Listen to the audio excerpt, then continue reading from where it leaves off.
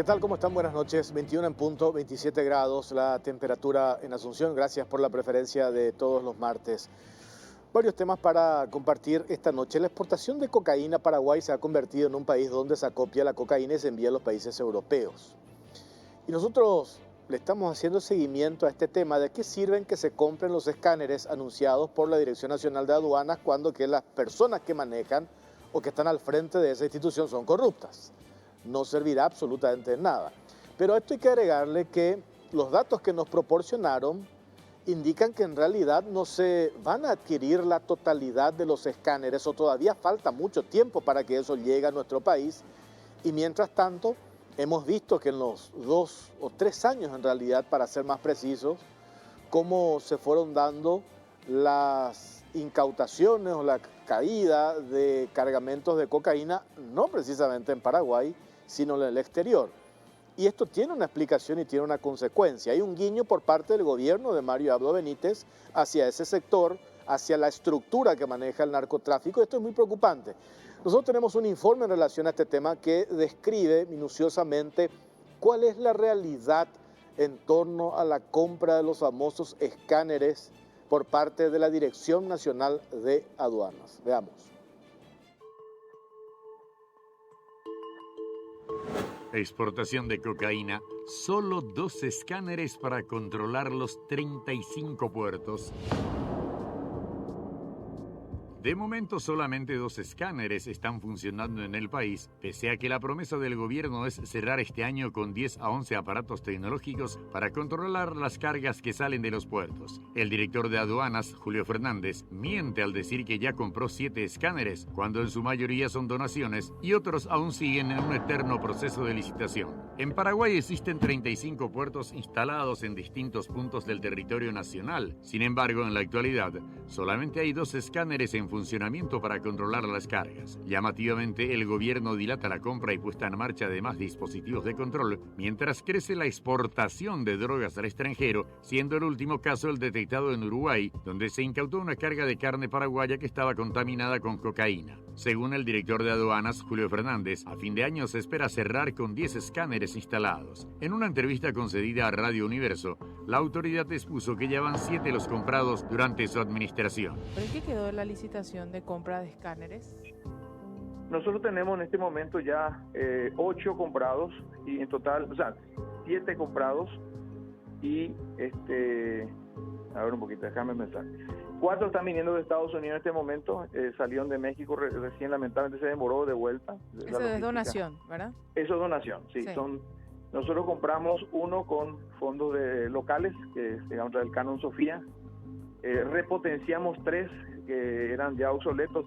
Se habían comprado 2 en la época, la época Margarita Díaz de Llevar, de Nicanor.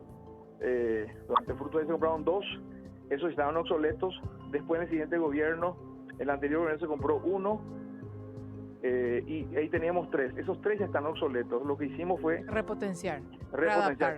¿Qué significa eso? Le pusimos un software 2022 y las piezas más importantes, algunos se llaman aceleradores, trajimos de Alemania, Estados Unidos, y esos están en este momento a punto de estar listos para funcionar. Van a ser todo modelo 2022. Eso significa que tienen capacidad de discriminar si es orgánica, inorgánica la carga, y también de transmitir esas imágenes a centros de monitoreo, remotos, y también vamos a enviar obviamente esas imágenes al extranjero. Los 2 están en este momento a punto de licitarse y con eso tendríamos 11 serían, yo creo que ya podemos llegar hasta 10, pero 11 en total, 10 es nuestra promesa. En este momento ya disponibles 9, que yo creo que en la segunda quincena de diciembre estaríamos mostrando los 9 todos juntos. Al hacer un desglose, se obtiene que en realidad solo un escáner compró la aduana con los fondos de la propia institución, ya que un segundo aparato fue donado por el Centro de Despachantes de Aduanas y no consistió en una compra propiamente de la actual administración aduanera. A lo anterior, se suma que fueron repotenciados 3 escáneres viejos ya obsoletos, pero estos aún no están funcionando. Esta reparación de las 3 chatarras costó la suma de 46.754.916.000 guaraníes, con lo cual hasta se podría haber comprado aparatos nuevos, en tanto que se aguarda la llegada de otros 4 aparatos de escaneo donados por el gobierno de la República de China, Taiwán, proveniente de los Estados Unidos, pero que sufrieron retrasos en el trayecto. Se desconoce si estos poseen la potencia suficiente para hacer la inspección de los contenedores, por lo que necesariamente hay que esperar que arriben al país para determinar esa cuestión. Y finalmente hay una licitación para la adquisición de 2 escáneres, pero que aún no fue adjudicada y por ende todavía no se pagó por los mismos. Esta licitación ya había sido cancelada en marzo pasado ante el riesgo de precios excesivos. De acuerdo con aduanas, los potenciales oferentes locales para la provisión del escáner tipo portal rayos X de alta energía cotizaron en $5.028.571 por unidad, cuando el fabricante estima al mismo equipo de manera referencial en $2.500.000 cada uno. Ante esta cancelación fue publicada la segunda licitación, número 413.631. En este segundo proceso, el pasado 17 de agosto, se realizó la subasta, pero ya no se avanzó más de eso, pese a la urgencia que existe en adquirir los equipos para controlar las cargas que salen de los puertos. Hay 5 proveedores interesados en proveer los 2 escáneres: Función Digital Paraguay, Datalab, Omni, Comtel y Grupo Empresarial Preventec. Estas firmas presentaron ofertas cuyos valores van de 49.000 millones a 78.000 millones de guaraníes, en promedio $7 millones por ambos equipos, casi el mismo monto que costó repotenciar los escáneres viejos de aduanas. Entre los oferentes figura la empresa Función Digital Paraguay Sociedad Anónima, la cual había sido adjudicada por vía de la excepción en abril de este año por la suma de 11.916.016.000 guaraníes para la garantía local de equipos de escáneres de la marca Smith Detection. En mayo, la misma firma fue adjudicada también por vía de la excepción para ofrecer a aduanas sus servicios de repotenciación y actualización de sus escáneres viejos, lo cual costó 34.854.900.000 guaraníes. Al sumar ambos montos entre repotenciación y garantía de los equipos obsoletos, da un total de 46.000 millones de guaraníes, con lo cual hasta se podrían haber comprado otros 12 escáneres nuevos.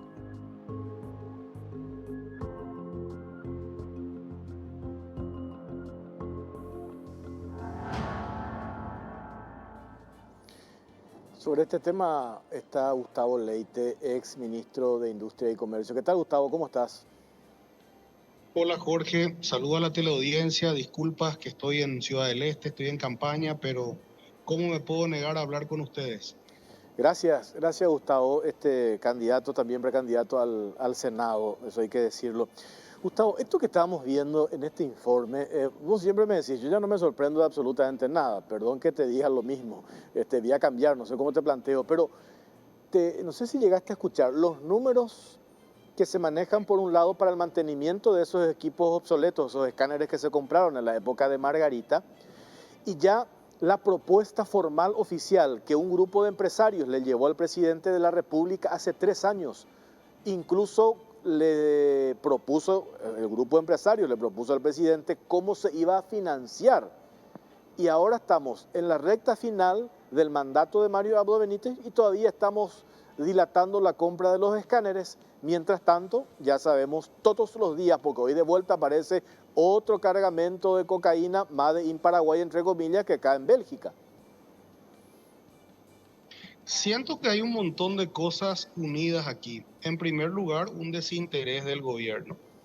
Evidentemente, cuando vino la pandemia, ¿qué hizo el gobierno? Dijo, vamos a ocuparnos de esta pandemia, vamos a endeudarnos y vamos a tratar de que no se muera ningún paraguayo. Pero por el camino se desviaron y empezaron a robar la plata para la pandemia. Entonces les gustó, creo, ese sistema. Hoy tenemos una pandemia de droga que sale de Paraguay a través de los puertos paraguayos y somos un récord mundial de exportación de cocaína que se pilla fuera de Paraguay.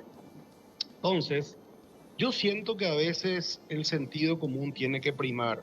Si sos presidente de la República, te debería interesar que tu país no ingrese a la lista de los mayores exportadores de cocaína. Imagino que es una de las prioridades. Y yo digo, una aduana que recauda más o menos $2.000 millones al año, según los informes de la propia aduana, ¿Cómo Pico no va a tener 50 millones de dólares para comprar los escáneres si tenemos una pandemia de cocaína que está saliendo de Paraguay?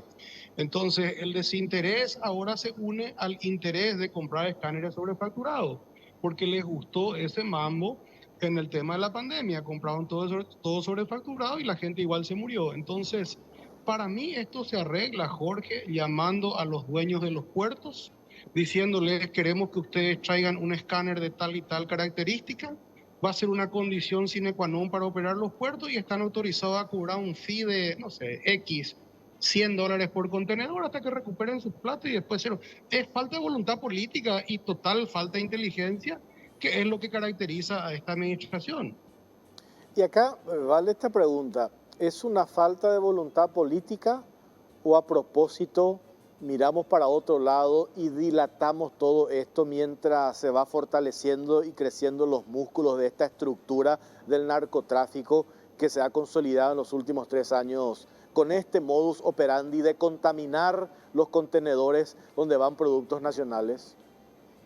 Y yo creo que es lo segundo. Este es un gobierno que se caracterizó por tocar todo lo que se pueda de quien venga, no importa cómo, y el último que apague la luz. Entonces, ¿por qué sería diferente en este caso? Por lo que yo escuché, aquí se mueve mucha plata. La cocaína es bien cara. Y a eso hay que agregarle también, ya yendo un poco, para no entrar en detalle, porque ya hemos explicado hasta el hartazgo cuál es el modus operandi. Y vamos al tema político, ya que estás en campaña y estamos ya a semanas de las internas.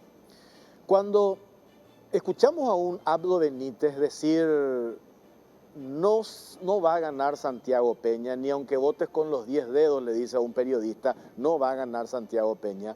Cuando él responde molesto por esa canción, Marito se va. Entre paréntesis, parece que le molestó mucho esa canción. Dice: sorpresas te da la vida te da sorpresas, sorpresas te da la vida.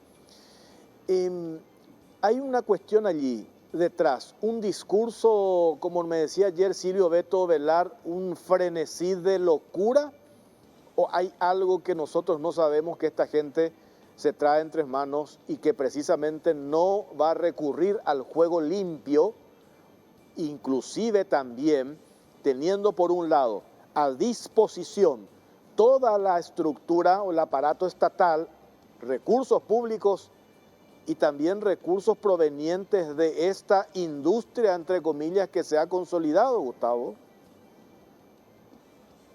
Yo siento que vamos a develar el misterio dentro de los próximos 19 días. Por suerte falta poco para las internas, pero lo que ningún encuestador te va a negar es el alto rechazo que tiene Marito y cómo eso se le pasa a su candidato. En su momento Hugo Velázquez, que tenía su rechazo propio, y ahora a Vince, que tiene menos rechazo que Velázquez, pero lleva la mochila de Marito. Entonces, si Marito tiene como mínimo un 70 o un 80% de gente que jamás le votaría, él solamente puede, y su candidato solamente pueden ganar la elección si el 30% nomás de los colorados se va a votar. Y eso no va a ocurrir porque nunca ocurrió. Las internas tienen normalmente un 60% de participación, 55, 60. Entonces, creo que es un lenguaje para mantener a la tropa. Yo creo que Marito ya juega en este momento nada más a tener uno que otros senadores y gobernadores para que en teoría lo sostengan a él políticamente después cuando la fiscalía lo empieza a investigar, pero yo no creo que tenga ningún mérito. Ahora, si van a hacer una trampa generalizada, y bueno, ahí ya sí que Paraguay, bye bye baby, ahí no tenemos ninguna chance como país.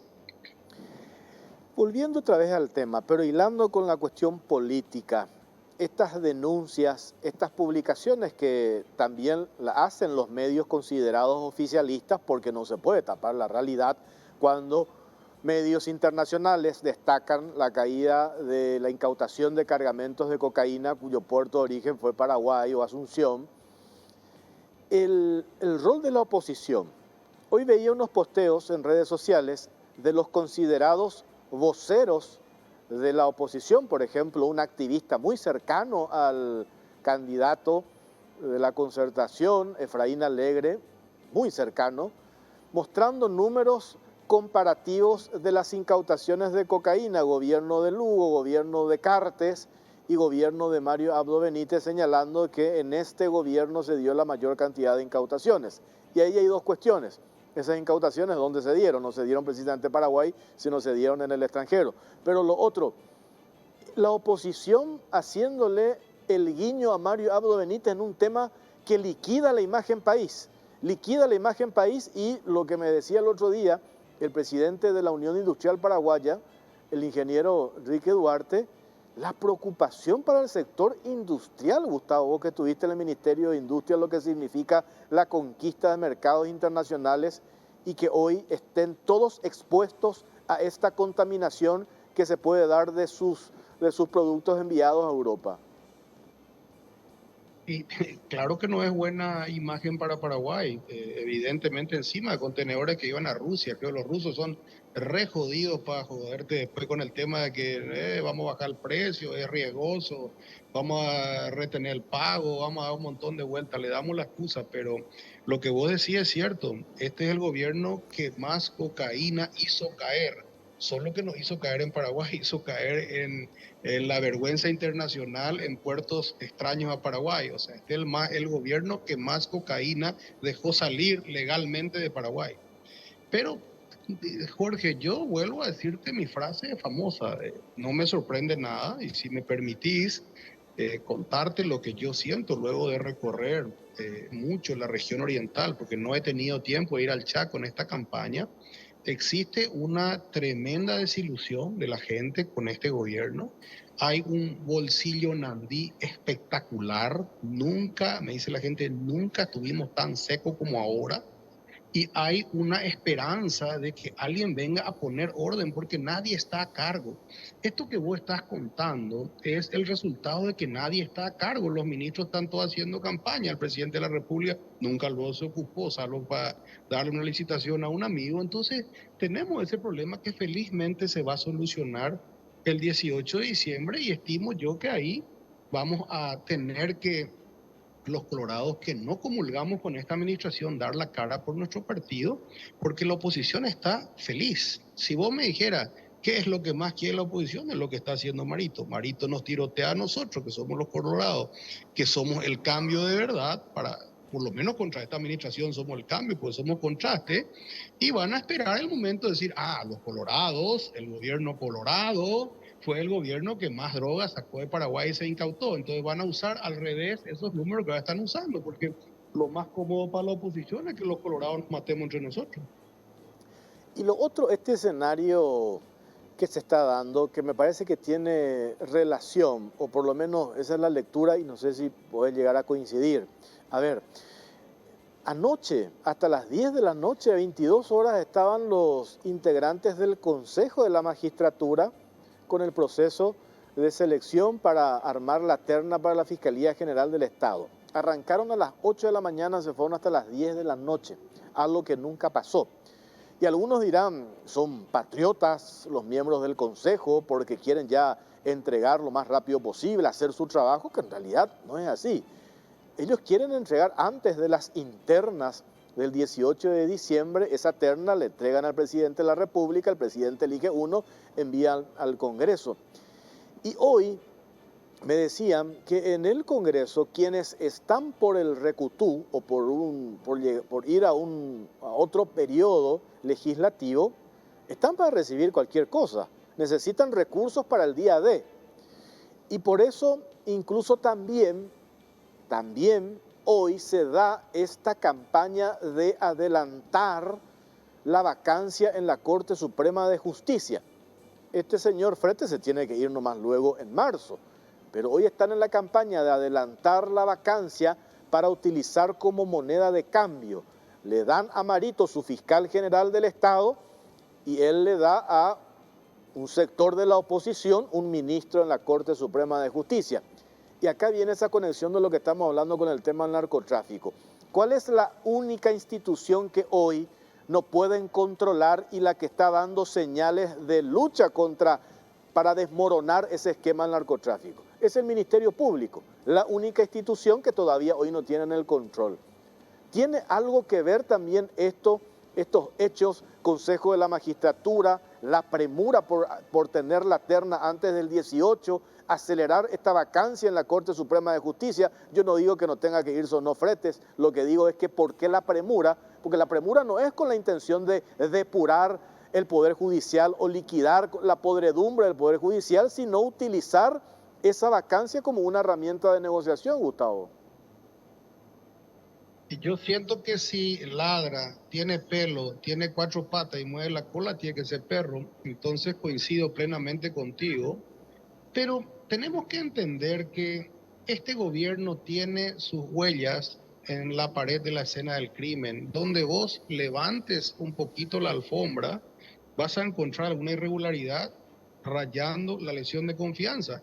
La propia Contraloría destaca que hay más de 100 millones de dólares de lesión de confianza en esta administración y hasta ahora la Fiscalía no ha hecho nada. Yo creo que ellos van a querer tener un fiscal a la medida que en teoría les pueda dar un guiño ahí a Marito para que él y su gavilla no se vayan presos, más uno que otro, pero en el fondo, Jorge, la comunidad internacional, la misma hinchada que ellos hacen para que Estados Unidos venga a señalar los corruptos y demás, le va a venir en contra de ellos, va a ser un boomerang, y el fiscal o la fiscal que elijan, aunque sea el hermano de Marito, va a tener que ceder ante las evidencias demasiado notorias. La ciudadanía paraguaya sabe perfectamente lo que pasó en esta administración y todos vamos a demandar justicia. Evidentemente vamos a tener más chances de un país que salga adelante con figuras nuevas. La vieja política nos está matando.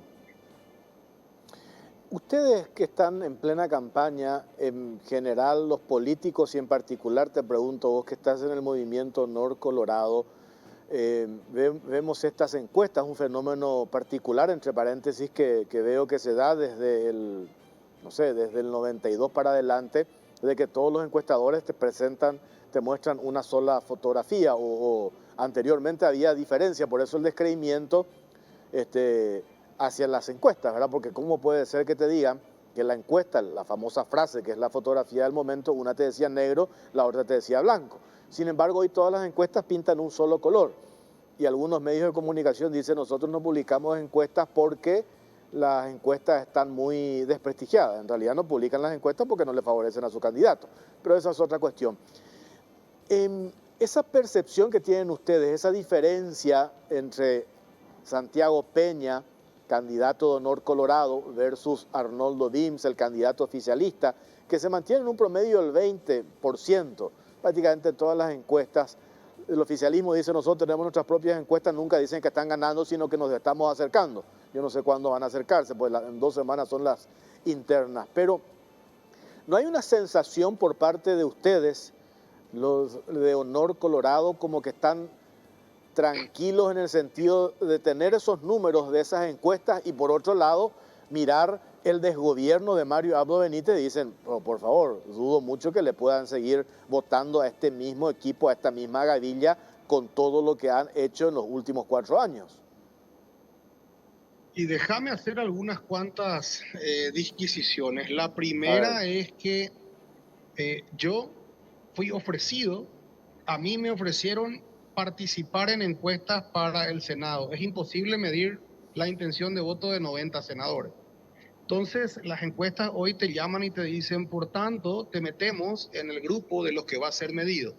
Por supuesto, dije que no me interesa. Las encuestas para mí son el día de la elección. Ahora, yo recuerdo cuando nosotros éramos niños todavía y aprendíamos a hacer multiplicación, vos sos más joven, había una fórmula que era la prueba de la multiplicación para saber si estaba bien el ejercicio. Y la prueba se da porque los verborrágicos que están al lado de Marito están todos escondidos. Ni Nicanor, ni los senadores más pintados están haciendo aspavientos sobre lo bien que están en campaña. Entonces tenés que leer eso. Y por último, si sumás a eso el porcentaje de rechazo de Marito, te da que ellos solamente, si le da un infarto a Santi Peña y a Horacio Cartes, pueden ganar esas elecciones, o si hacen una trampa monumental. Entonces, todos los caminos conducen a Roma y todas las señas dicen que ellos están intentando mantener las candidaturas regionales donde tal vez tengan alguna chance y saben que van a perder muy grande en las nacionales para presidente de la República y para presidente de la Junta de Gobierno. El modo de actuar de los verborrágicos de Fuerza Republicana es la prueba fehaciente de que están muy abajo en las encuestas. Es decir, que están callados, decís. El único que habla es el presidente. Claro.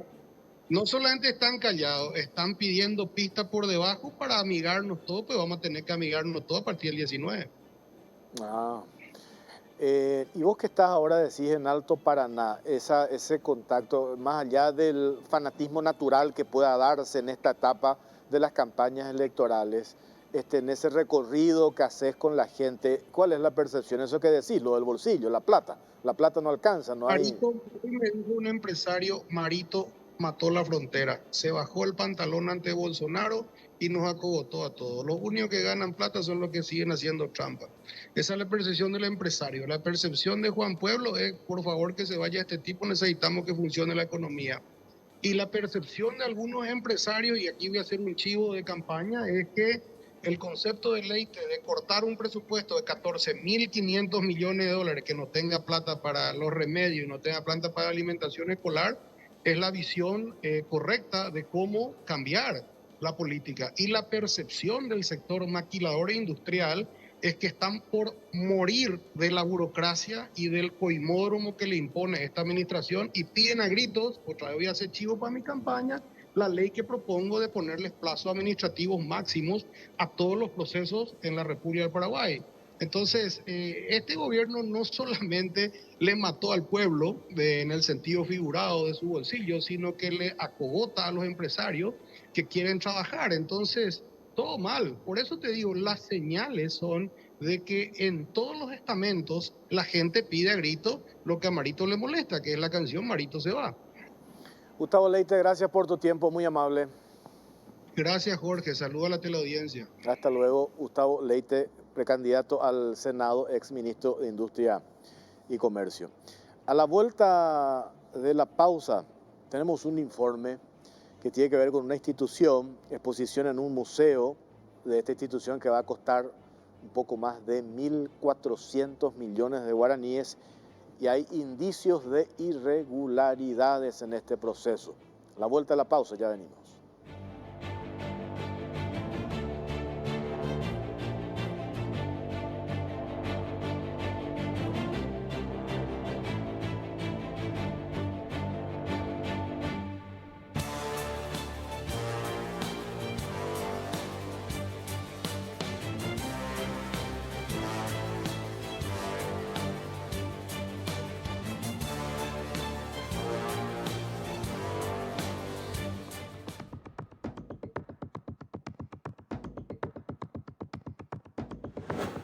Exposición en Museo del BCP costará 1.463 millones de guaraníes y hay indicios de irregularidades.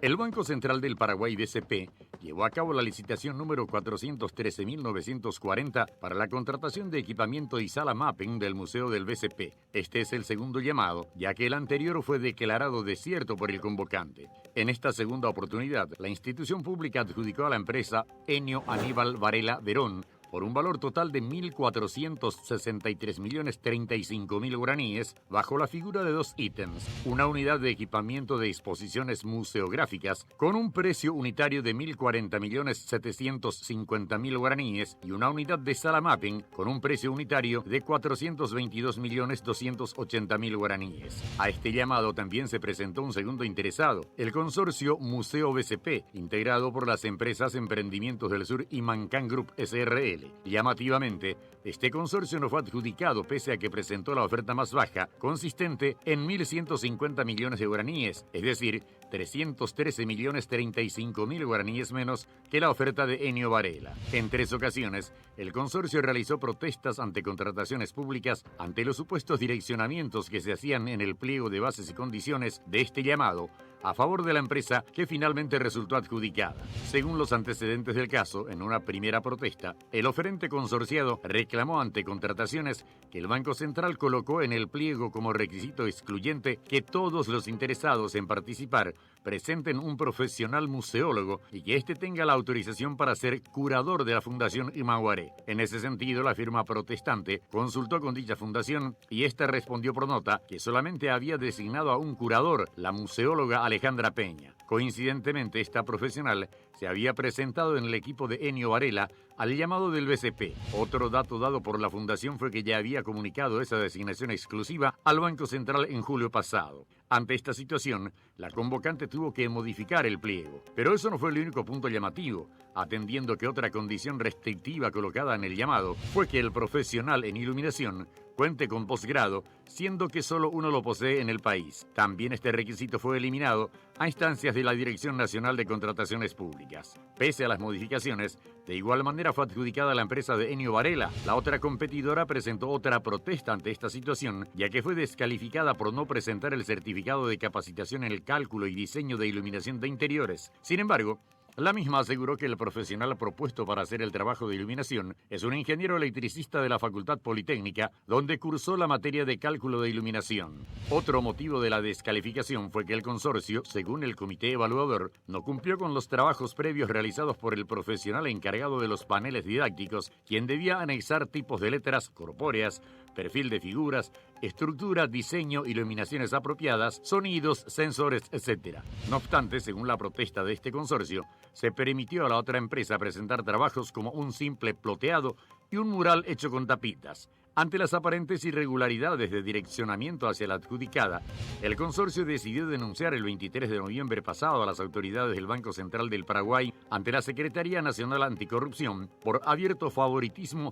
y direccionamiento de una licitación para adjudicar a la oferta más cara y despilfarrar recursos públicos. En la denuncia, las empresas consorciadas exponen que desde un inicio supuestamente la firma de Ennio Varela fue bendecida por el BCP y que la convocante hizo hasta lo último para tergiversar y direccionar el llamado, pese a las protestas e impugnaciones hechas por las irregularidades en este proceso licitatorio. Para los denunciantes, la conducta de los funcionarios es a todas luces irregular, antijurídica y denota indicios irrefutables de corrupción en perjuicio del erario público, de la fe y confianza en el proceso de licitaciones y de la transparencia que debe primar sobre todo en un ente tan especial como el Banco Central del Paraguay.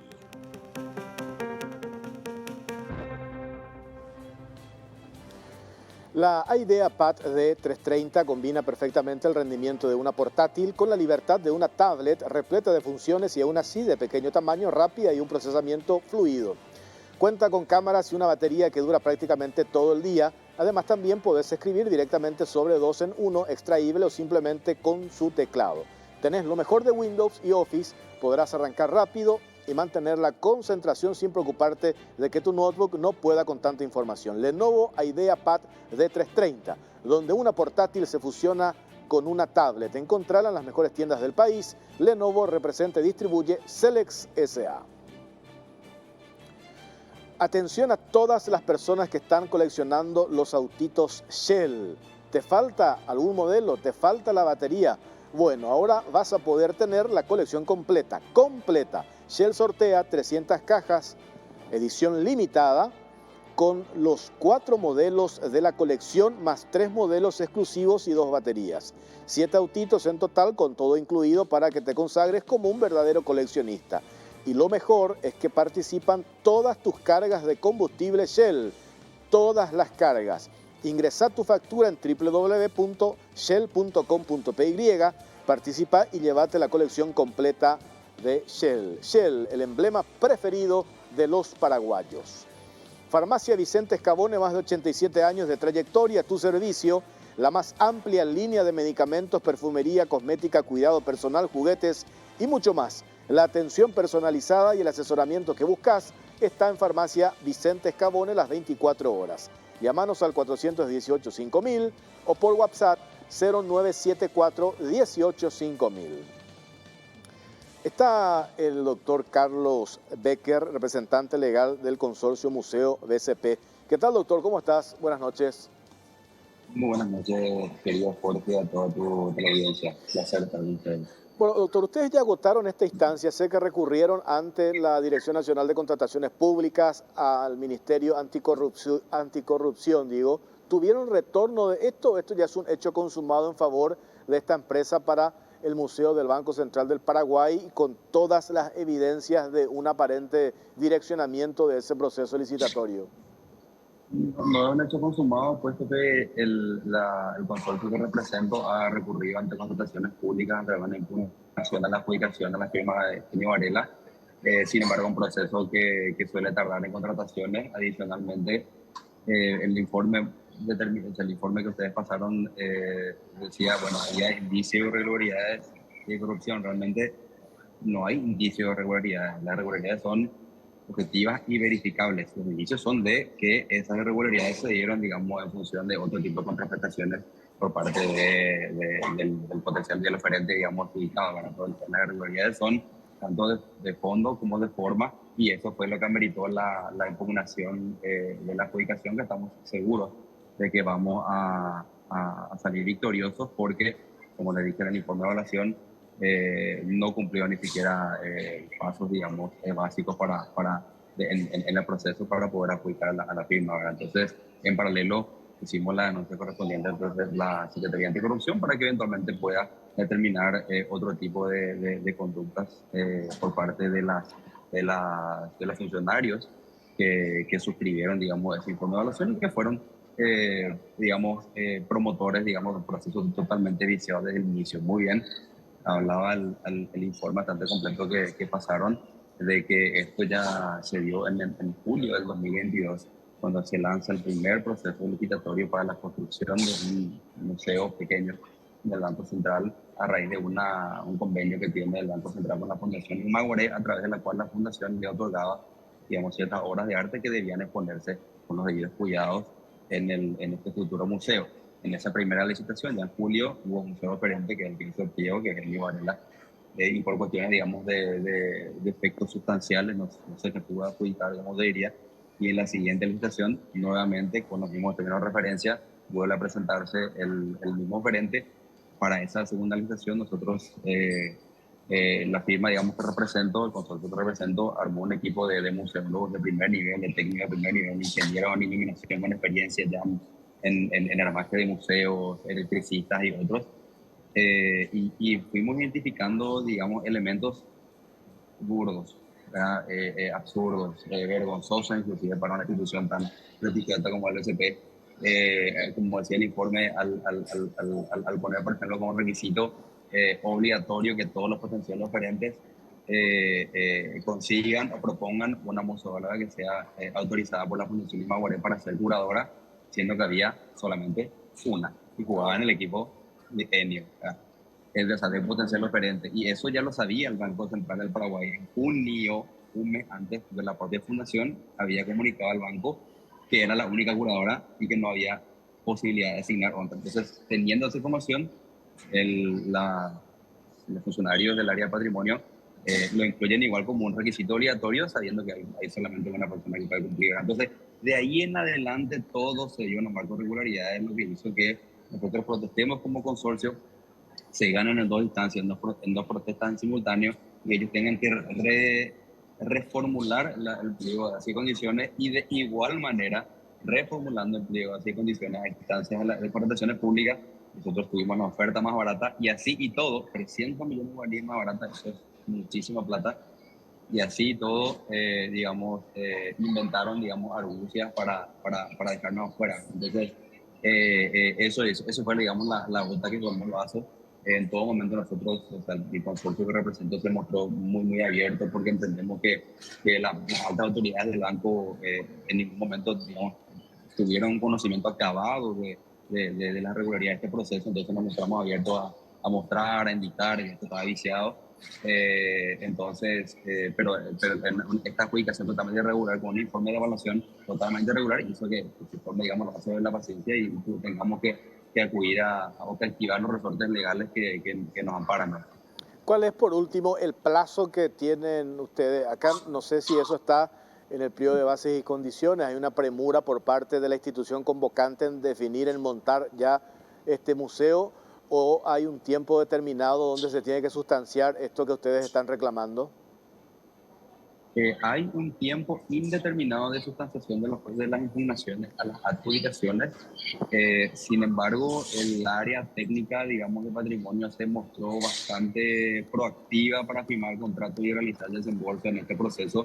Nosotros fuimos de veras bastante enfáticos dentro de lo que marca, digamos, la cordura y el buen trato, para decir que no se animen a firmar contratos hasta que se resuelva la impugnación, porque eso ya va a derivar, digamos, en otros tipos ya, digamos, penales, inclusive en función a la evaluación de sus conductas. Entonces, hasta que no se determine y se resuelva la impugnación, no pueden proceder a la firma de contrato, y la impugnación tiene un tiempo que, digamos, el DNCP se toma su tiempo para analizar, evaluar y resolver. En este proceso estamos seguros. De hecho, el informe de evaluación adolece no solamente cuestiones, digamos, sustanciales de cómo se evaluaron aspectos que pudieron haber sido subjetivos, con la experiencia, capacidad técnica, eso también de efectos de forma. Por ejemplo, nosotros en el acto de apertura hicimos 13 observaciones con respecto al incumplimiento por parte del otro oferente de Eni Varela. Ni una sola observación fue citada en el informe de evaluación. A la luz de los documentos que acreditan la supuesta experiencia del otro oferente más caro, 300 millones de guaraníes más caro, nosotros vimos, todo el mundo puede ver, porque son documentos públicos, gracias a Dios, gracias al sistema de contrataciones públicas que hace todo bastante transparente, que el oferente no ha presentado, el oferente adjudicado no ha presentado ni un solo documento que acredite la experiencia. O sea, hicieron un pliego a la medida y ni el propio oferente de bendecido cumplió su propio pliego. Me vas a acordar de esos llamados que hacía el Ministerio de Salud en plena época de pandemia, donde realmente ni la forma ni el fondo se cumplía, ¿verdad? Y fueron, digamos, un escándalo nacional. Entonces, estamos seguros de que vamos a salir victoriosos en el proceso de impugnación, y yo entiendo que en algún punto las máximas autoridades del banco van a poner un poco de paño frío, van a solicitar los informes correspondientes y van a tomar la mejor decisión para que adjudicar a la oferta más baja, que cumple con todos los requisitos técnicos y legales para ser susceptible de ser adjudicado.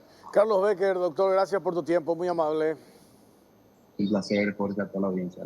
Hasta luego, representante legal del Consorcio Museo del DCP, una pequeña muestra de cómo se manejan las licitaciones en algunas instituciones públicas.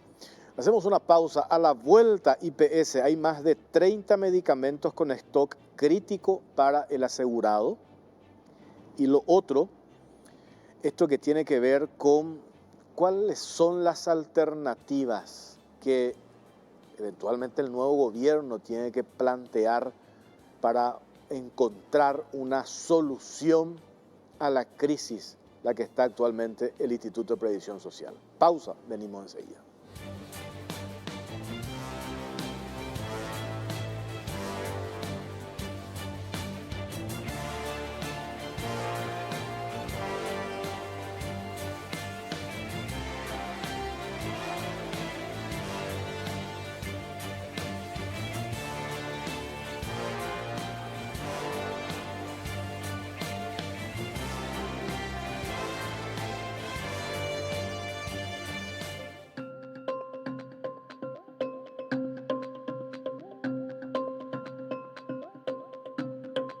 IPS, hay más de 30 medicamentos con stock crítico para el asegurado.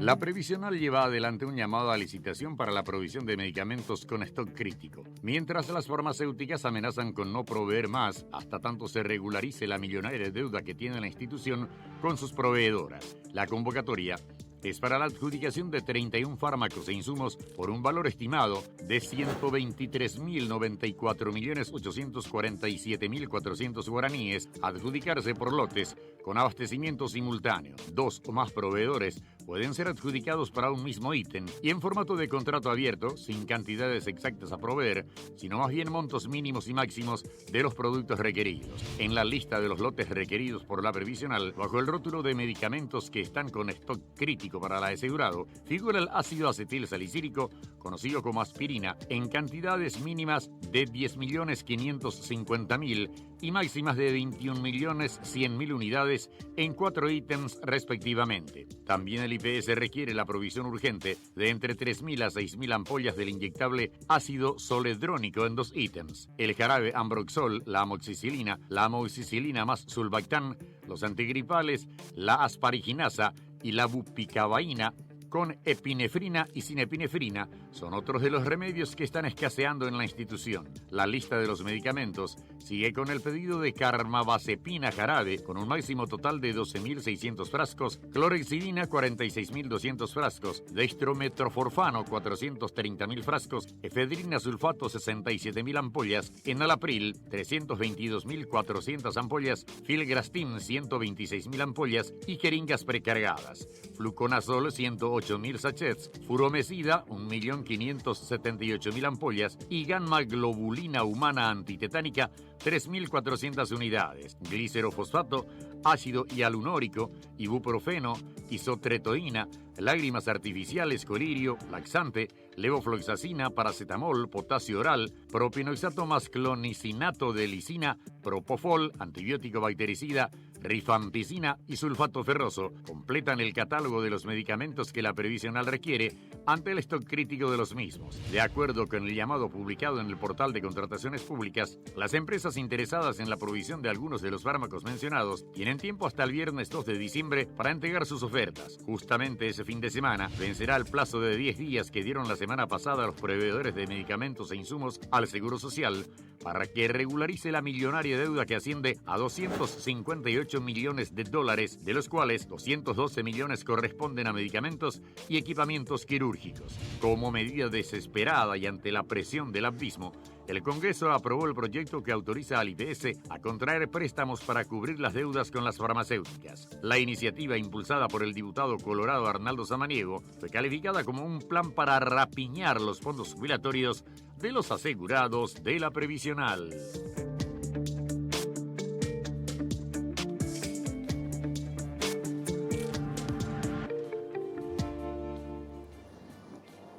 La AIDEA PAD D330 combina perfectamente el rendimiento de una portátil con la libertad de una tablet repleta de funciones y aún así de pequeño tamaño, rápida y un procesamiento fluido. Cuenta con cámaras y una batería que dura prácticamente todo el día. Además, también podés escribir directamente sobre este 2 en 1 extraíble o simplemente con su teclado. Tenés lo mejor de Windows y Office, podrás arrancar rápido y mantener la concentración sin preocuparte de que tu notebook no pueda con tanta información. Lenovo IDEA Pad D330, donde una portátil se fusiona con una tablet. Encontrarla en las mejores tiendas del país. Lenovo representa y distribuye Celex S.A. Vení a Bristol y aprovecha las ofertas en aires Split. Además, tu aire te puede salir gratis porque con tu compra estás participando de la promo 1.000 millones en premios. Escucha esta super oferta. Split Carrier de 18.000 BTU, precio normal 18 cuotas de 460.000 guaraníes. Ahora solo 18 cuotas de 369.000 guaraníes. Aprovecha ya mismo porque te llevas una cuota de regalo para tu próxima compra. Bristol, la mejor casa de electrodomésticos del país.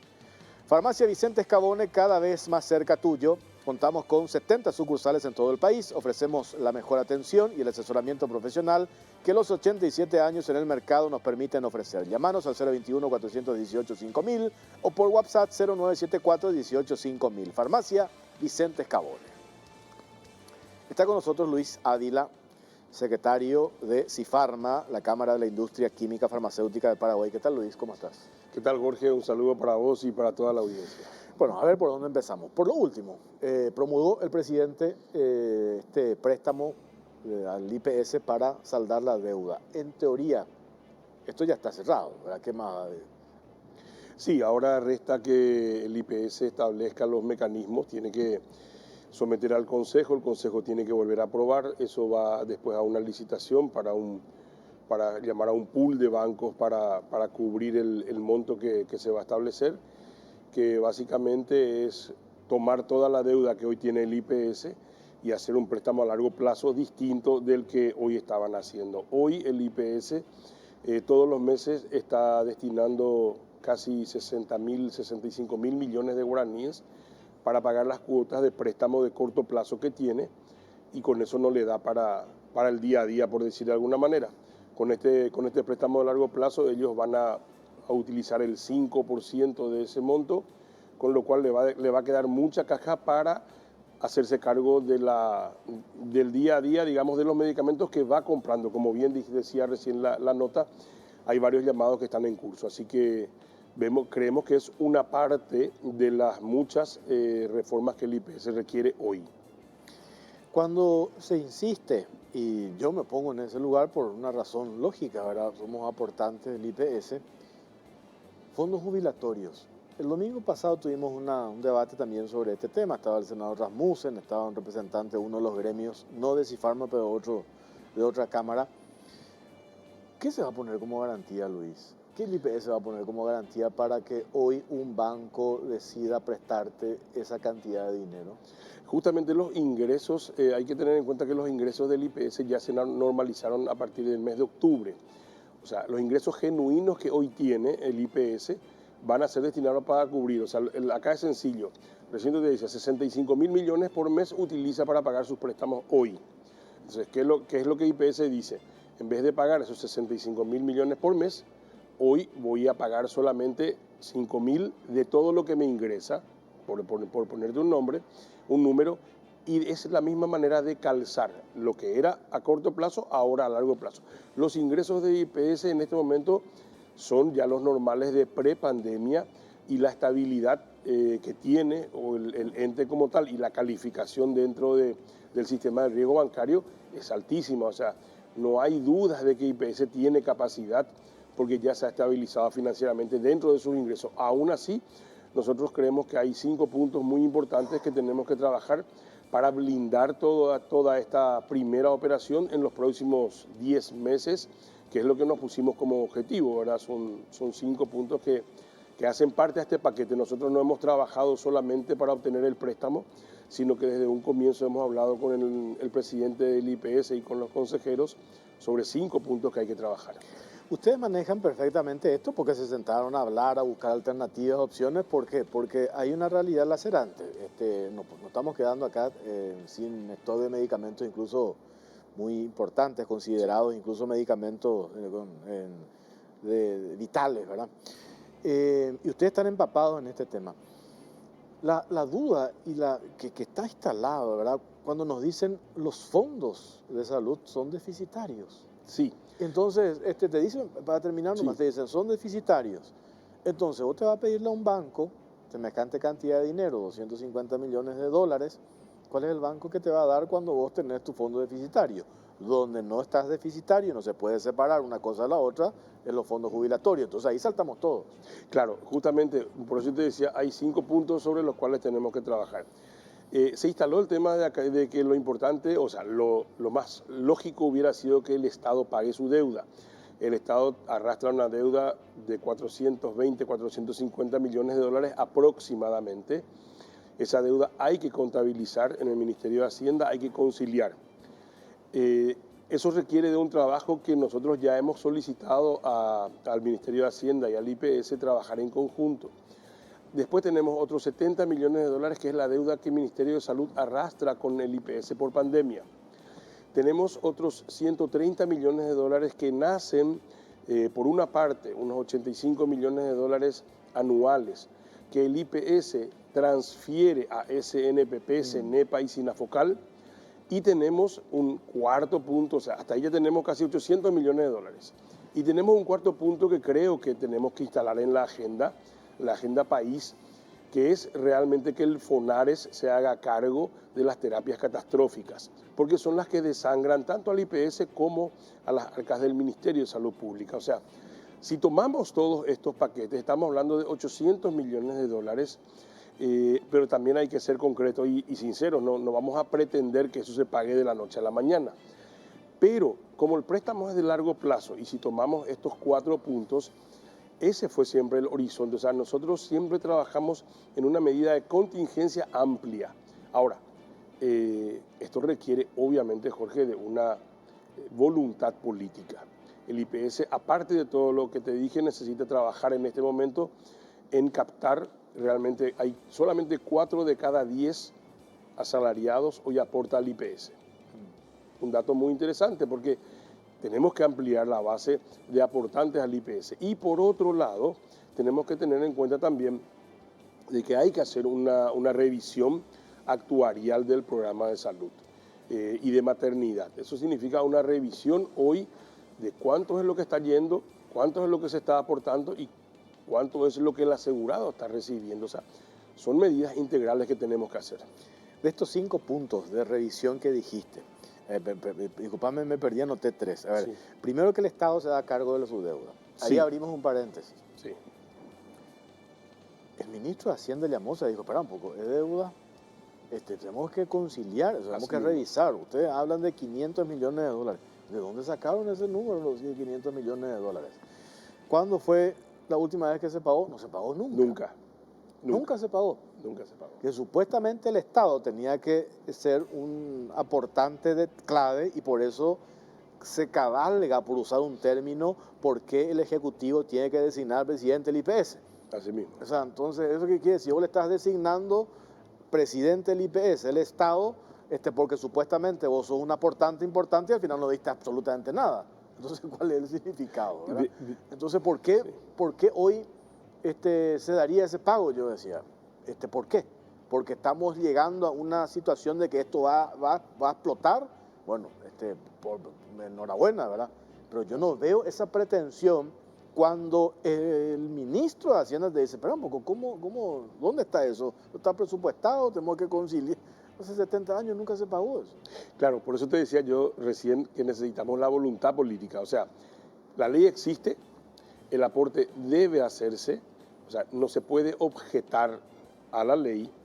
Lo que sí tienen que ponerse de acuerdo en si son 450 millones o son 300 o son 250. Sea el número que sea, es un monto importante y hay que hacerlo.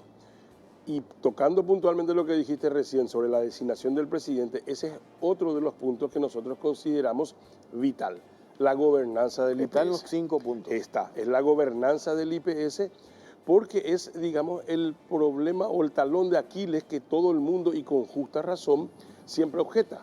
No es posible que el IPS sea designado por el Poder Ejecutivo si el IPS es de los asegurados. Estamos totalmente de acuerdo en eso y creemos que hay que establecer un nuevo sistema de gobernanza e inclusive en la designación de los consejeros, etcétera. O sea, hay mucho trabajo por hacer ahí.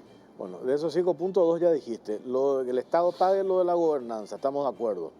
El tercero, estas transferencias. Sí. ¿Cuánto estamos hablando del monto al SNPP? 85 millones de dólares anual.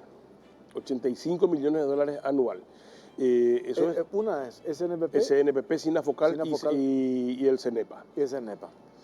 ¿Y eso se podría recortar? Eso inclusive se estuvo analizando, Jorge, de hacer un paréntesis y de un porcentaje de lo que hoy se transfiere, dejar dentro del fondo de maternidad hasta que se estabilice. Bueno, ahora salió lo del préstamo, pero nosotros desde Cifarma consideramos de que es un tema que hay que analizar, porque es mucho dinero el que ingresa a IPS por aporte obrero patronal y vuelve a salir para estas instituciones. Hoy está establecido así, hoy el sustento de estas instituciones es esa, pero creo que tenemos que barajar de nuevo por los asegurados y por el IPS. Y lo otro es lo del FONARE, el Fondo Nacional de Enfermedades Catastróficas. Así mismo. Sí. Que entre paréntesis nunca se fondeó eso. Nunca se fondeó. Entonces, ahí es donde el Estado, o como el otro día le hacíamos en Radio 1 una entrevista al doctor Oscar Tuma, decía el abogado, por ejemplo, tirando un poco alternativas, ¿verdad? Porque yo me imagino que ustedes también ensayaron una cantidad de alternativas para buscar una salida, ¿verdad? Porque acá en el fondo la prioridad es también el asegurado, ¿verdad? Fundamental. Y por nosotros debemos escuchar la radio todos los días, el reclamo de la gente, el lamento que hay sobre el tema de IPS. Los fondos socioambientales, no sé, de Itaipú, que se destine una parte para fondear el FONARE, el Fondo de Enfermedades Catastróficas, porque no tengo el número, pero hay un porcentaje muy elevado de las consideradas enfermedades catastróficas que prácticamente se llevan un porcentaje importantísimo del presupuesto del IPS. Entonces, eso va a significar ¿qué cosa? A descomprimir la previsional. Así mismo. Porque va a haber un fondo propio que no va a asumir precisamente la previsional, entonces eso le va a permitir hacer frente a las otras demandas que tiene el instituto. Hoy, según los números del propio instituto, menos del 1% de los asegurados, hoy IPS tiene 800 y pico mil cotizantes y 1.400.000 beneficiarios. De esos 800.000, menos del 1% consume el 32% de los recursos del Fondo de Maternidad, que son más o menos, números más, números menos, 110, 120 millones de dólares por año. Esto es muy importante y es una de nuestras preocupaciones. ¿Por qué?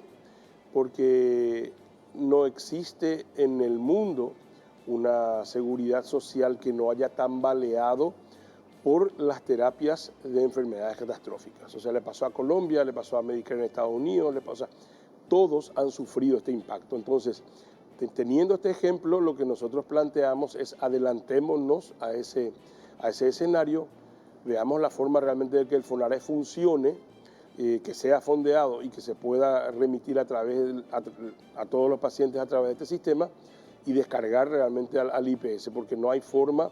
Hoy, hablábamos la vez pasada, se hizo la lista de 15 de los fármacos más costosos del IPS y hay terapias que te están costando hoy 8, 12 mil dólares por mes. Imagínate, y nosotros desde la industria, Jorge, sufrimos mucho también con los pacientes, pues sabes que todos los días nos llaman, nos reclaman, y cuando la gente tiraba decía, no, hay que hacer esto, no hay que hacer el préstamo. O sea, los que estamos desde este lado sufrimos con los pacientes porque te llaman, te insisten, y vemos esa angustia y esa preocupación de quedarse desabastecidos. Por eso que creemos que estas medidas que son de fondo hay que hacerlas hoy para que podamos de aquí ya, y yo obviamente hablo ya del nuevo gobierno, ¿verdad? O sea, sea cual fuera el gobierno, yo creo que a más tardar en enero o en febrero del año que viene, ya tenemos que estar trabajando empresas, totalmente, IPS, ministerio y algún equipo de transición, porque las modificaciones hay que hacerlas ni bien ingresado el nuevo gobierno. A la vuelta de la pausa vamos a venir con un informe, las alternativas que deberá barajar el próximo gobierno para buscar la manera de salvar al IPS. Me faltó uno y con este voy a la pausa. Que el Estado pague su deuda, la transferencia de CNPP sin Afocal compañía, gobernanza, FONARE y el otro.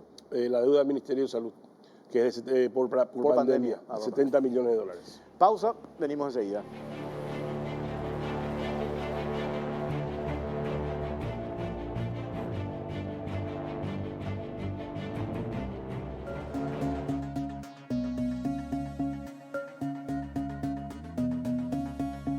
¿Cómo salvar al IPS?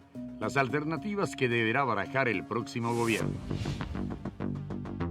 Es apremiante la reestructuración financiera del Instituto de Previsión Social IPS, por lo que será una tarea necesaria a ejecutar cuando el próximo gobierno asuma la conducción del país. Las alternativas que se barajan sobre la mesa y sus respectivas implicancias. El Fondo de Salud de la Previsional, que incluye la atención médica, la provisión de medicamentos, insumos médicos y subsidios por enfermedad y maternidad, sufren en la actualidad de graves desequilibrios financieros, lo cual se traduce en la desesperada decisión del Congreso de aprobar créditos por 240 millones de dólares para que el IPS pueda saldar la deuda que tiene con sus proveedores de fármacos e insumos, que asciende a los 258 millones de la moneda norteamericana.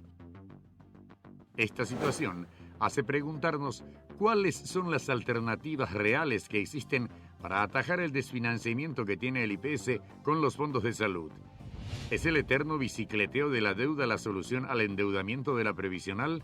Para la industria farmacéutica no lo es, atendiendo a que el crédito aprobado no constituye una verdadera solución y solo representa un parche ante el problema central de la institución. Entonces, ¿qué más le queda al IPS?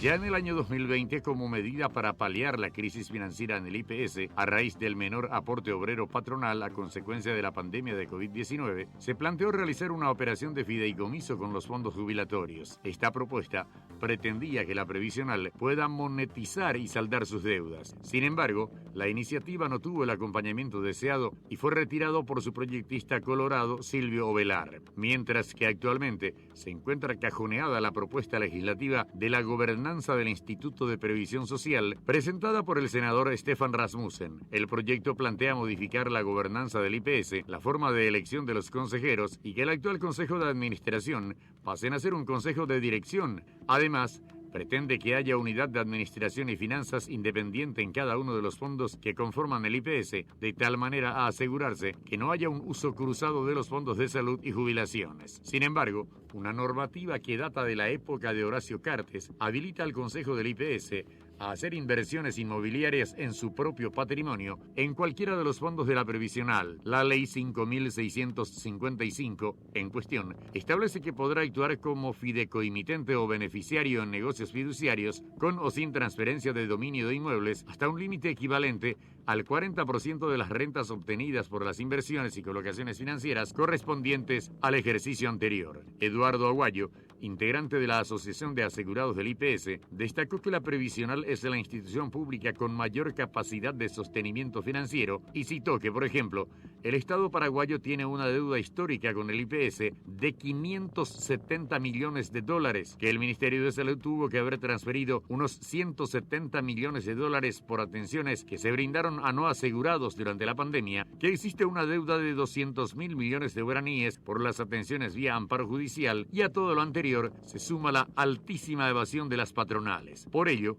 Aguayo consideró que resulta imposible que un ente como el IPS esté en crisis financiera y cuestionó que no refinancia la deuda con sus proveedores, siendo que tiene la capacidad financiera para ello. Lamentó que con la normativa sancionada en el Congreso se cubrirá solo una parte de la deuda con las farmacéuticas y que luego necesariamente se deberá recurrir al bicicleteo, adquirir más créditos para pagar los anteriores. No hay forma de sostener créditos, según Aguayo, porque de por sí el presupuesto para la salud del IPS ya resulta precario. Esto lo dijo al tener en cuenta que con lo aprobado por los legisladores, el IPS deberá recortar el 5% de los fondos de salud para pagar la deuda, pero ante la necesidad de adquirir medicamentos, luego se verá obligado a recurrir al fondo de jubilaciones, el cual hasta ahora es el único que genera renta. En vez de más créditos, Aguayo expuso la necesidad de revisar primero la deuda que tiene el IPS con los proveedores, atendiendo a que a diario se dan a conocer sobrefacturaciones, licitaciones amañadas y negociados en la institución. Ante esto insistió que la Contraloría audite la deuda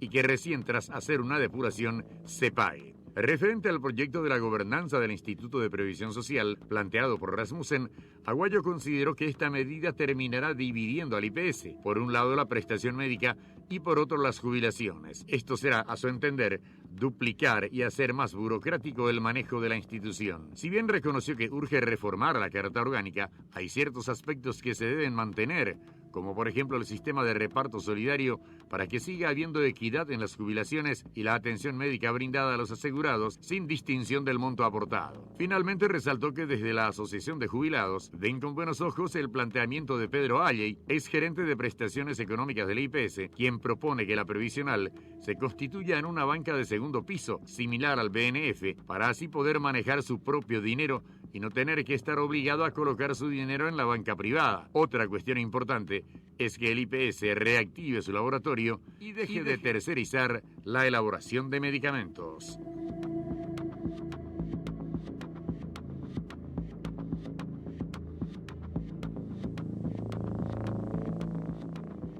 Para redondear, después de la promulgación de esto que se dio hoy, el anuncio que hace el presidente de la República, ¿cuándo tendrían que cobrar ustedes? Y estimamos que si todo anda bien, esto creo que va a ser tratado en el Consejo el próximo jueves, y hacia la tercera semana de diciembre, si todo sale según los cronogramas que inicialmente nos han comentado, se podría estar empezando a desembolsar. Obviamente también hay que considerar que no va a ser un único pago, sino que la deuda se va a fraccionar y se van a ir haciendo operaciones en los próximos 90 días. Así que el oxígeno para los proveedores va a ir llegando de a poco, pero por lo menos va a ir llegando. A fin de año entonces. Esa es la promesa que hemos tenido. Y ese temor natural, me incluyo de que se pueda contaminar con el tema político, eso, ¿cómo tenemos la garantía de que eso se blinde? Luis, es imposible, hoy hay un descreimiento enorme hacia quienes gobiernan este país, pues más vale que exista ese descreimiento por todo lo que ya sabemos que pasa, ¿verdad? ¿Cómo hacemos para blindar eso? Y es ahí donde nosotros hemos intervenido, Jorge, y hemos convocado a todas las cámaras, y por eso estamos trabajando en conjunto. Y creemos, por eso es que estamos insistiendo para que lo antes posible se pueda integrar una mesa entre todos los actores. O sea, Aquí no podemos seguir dejando que se tomen decisiones por un lado unilaterales, no. Tenemos que trabajar en conjunto, la sociedad, los proveedores, el IPS, el Estado, o sea, para evitar justamente que haya este problema. Pero cuando todos estamos trabajando en conjunto, bueno, el descreimiento siempre va a existir. Eso no es algo que vamos a poder manejar ni vamos a poder dominar. Pero cuando todos los actores están juntos, hay algo de credibilidad porque la gente que está trabajando ahí ha demostrado tener solvencia y trayectoria. O sea, creemos que desde Cifarma y todas las otras cámaras hemos demostrado que trabajando, apoyando y sosteniendo podemos llevar adelante. Pero necesitamos, lo que yo te decía hace rato, voluntad política. Señores, este es un tema de todos, trabajemos entre todos. Más allá del tema político, más allá de que quien gane el 18 o lo que sea, desde los gremios creemos que en enero tenemos que arrancar con una mesa que involucre a todos, el Ministerio de Hacienda incluido. Luis Ávila, gracias por su tiempo, muy amable. Gracias a ustedes y un saludo a la audiencia. Pausa, venimos enseguida.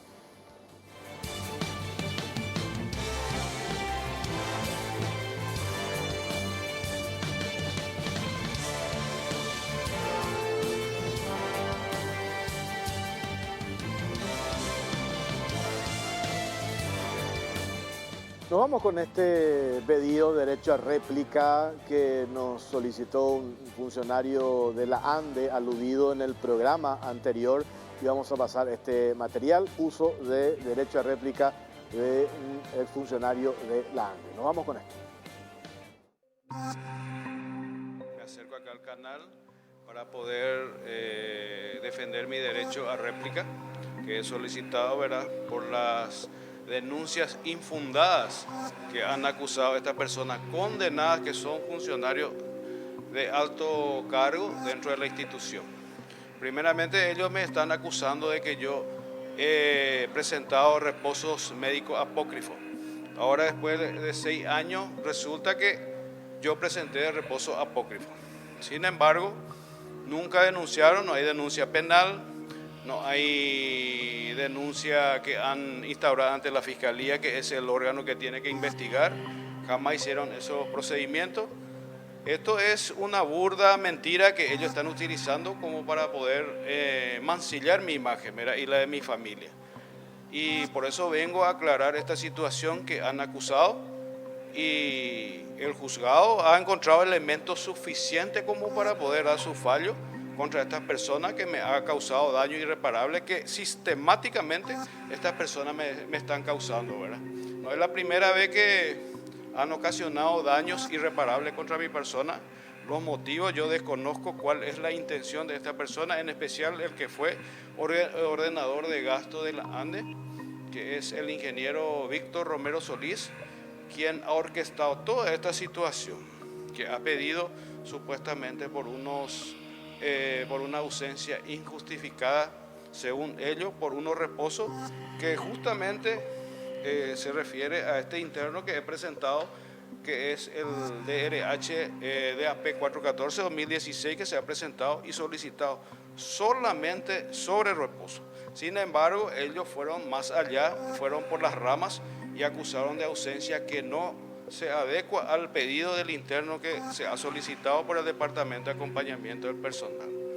Surge ahí de que empezaron ellos la persecución que envió a la auditoría me cita el 5 de diciembre, a la misma fecha, me pone y como ausencia injustificada.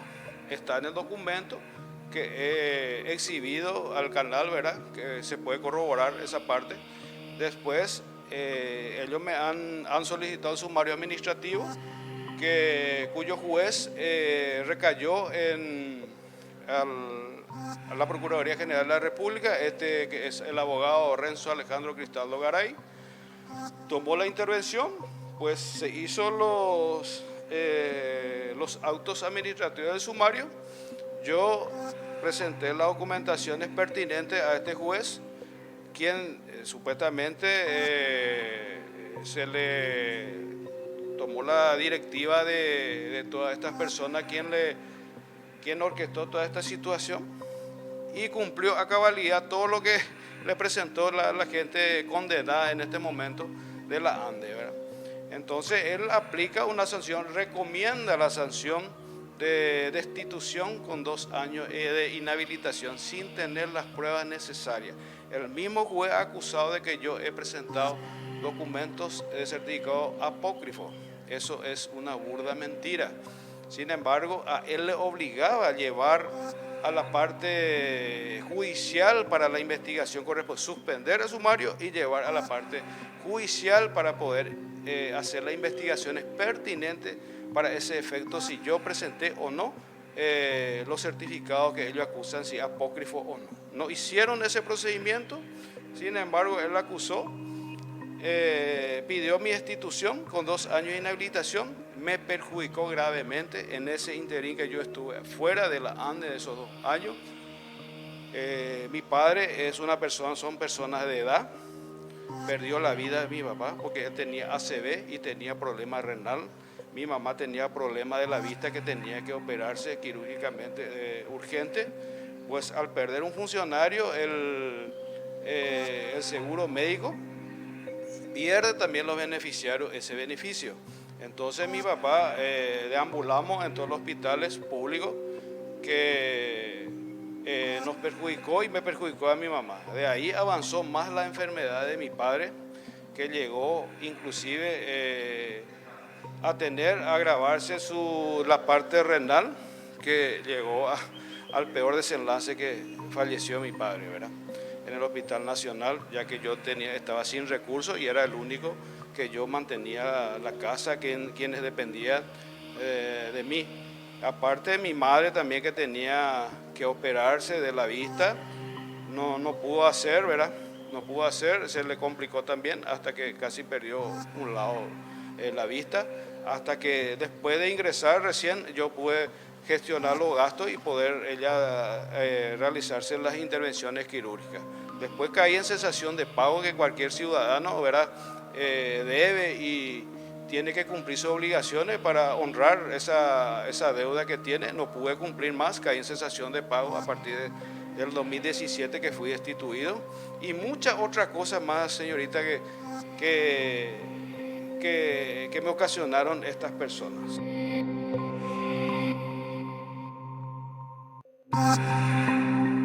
Ahora resulta que yo denuncio, gano el juicio, yo soy el villano y ellos son los pobrecitos que nunca hicieron daño. Sin embargo, se investiga esta situación, van a ver las irregularidades que cometen estas personas.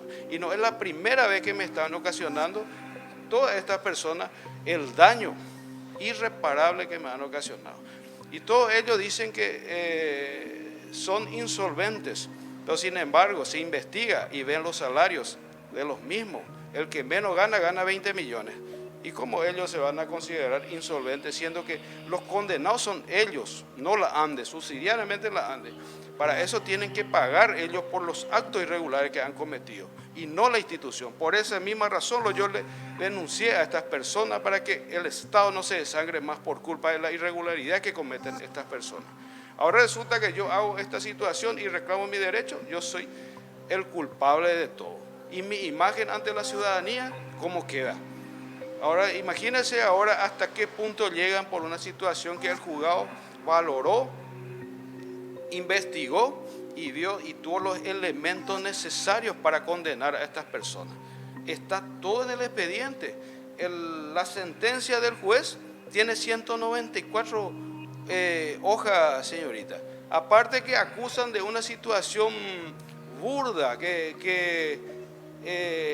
quiero esquilmar a la institución, que hay una situación de que yo orquesto todo para llegar a esquilmar al Estado. Eso no es cierto. ¿De qué esquema hablan ellos? ¿De qué fórmula? Yo no le conozco al juez, no le conozco a ningún funcionario del Poder Judicial, no tengo amistad en el Poder Judicial con nadie. Yo soy una persona trabajadora, técnica, y gracias a Dios por el sacrificio que hago me recibí de profesional abogado ahora. Y mucho menos al ministro Víctor Ríos no le conozco. Pueden investigar mi teléfono, pueden peritar mi teléfono, a ver si encuentra algún relacionamiento con estas personas.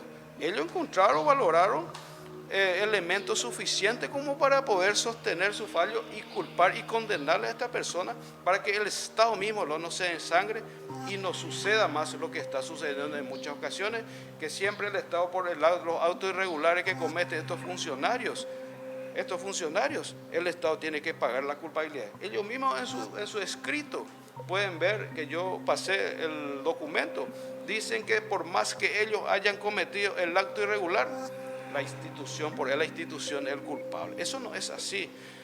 El artículo 106 bien claro de la Constitución Nacional, que ningún funcionario público está exenta de responsabilidad. Nosotros los servidores públicos estamos obligados a realizar bien nuestro trabajo. Si cometemos alguna irregularidad dentro del ejercicio de nuestras funciones, somos responsables de eso. Esto es lo que pasó con esta gente. Ellos cometieron un acto irregular contra mi persona. Ellos aplicaron mal una norma. Eso es lo que le hace entender la Corte de que ellos tenían que aplicar una sanción más leve que ante una destitución, que sería la última ratio en derecho que se comete. Estas personas han incumplido el principio iura novi curia, que dice en el derecho, el juez sabe la norma. El mismo juez ha cometido esta irregularidad, el juez instructor Renzo Cristaldo. Los jueces son apagados por la institución, entonces él cumple directivas seguramente de Víctor Romero Solís para poder destituirme, porque uno mira el sumario administrativo, está plagado de irregularidades. Yo me defendí y él cumplió la directiva de estos condenados y ahí está el resultado, mi institución y el perjuicio, con 20 años de antigüedad.